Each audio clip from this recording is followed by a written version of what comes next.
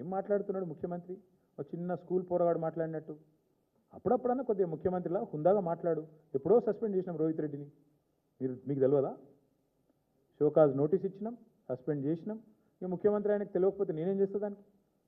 ఇంకోటి మాట్లాడితే నా బావమరి దీంట్లో డ్రగ్స్ దొరికినాయి అంటాడు. నువ్వు ముఖ్యమంత్రివా లేకపోతే దారిన పోయే దానేవా? నా బావమరి దీంట్లో ఏం దొరికిందా? ఏది పడితే అది మాట్లాడచ్చు. ఎన్నిసార్లు చెప్తావు సేమ్ అబద్ధం? సిగ్గుందా? ఇది పద్ధతేనా అసలు ఇట్లా మాట్లాడడం? మేము మాట్లాడలేమా? మాట్లాడాలంటే నాకు చాలా ఉంది ముఖ్యమంత్రి గారి గురించి మెటీరియల్, కానీ కొన్ని సభ్యత హద్దులు కూడా ఉంటాయి కొన్నిటికి. ఏది పడితే అది మాట్లాడడం కదా.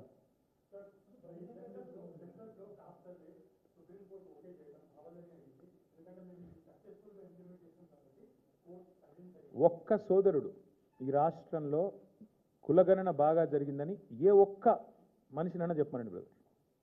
ఆఖరికి సర్వే చేసిన వాళ్ళు ఎవరైతే సర్వే చేసిన పిల్లలు వాళ్ళనన్నా చెప్పమనండి.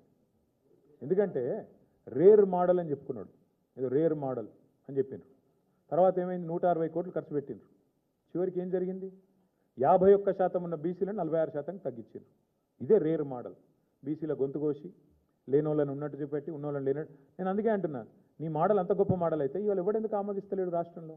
నీ మోడల్ వల్లే కదా చివరికి నువ్వు చెప్పిన 42% రిజర్వేషన్ ఫెయిల్ అయింది, నువ్వు చెప్పిన సామాజిక న్యాయం విఫలమైంది. చివరికి పంచాయతీ ఎన్నికల్లో 24% ఉన్న రిజర్వేషన్ 17.5% తగ్గింది నీ మోడల్ వల్ల. కాబట్టి ఈ అటర్ ఫ్లాప్ మోడల్ కనుక దేశానికి ఆదర్శం అయితే ఇక మరి దేశాన్ని దేవుడే కాపాడాలి.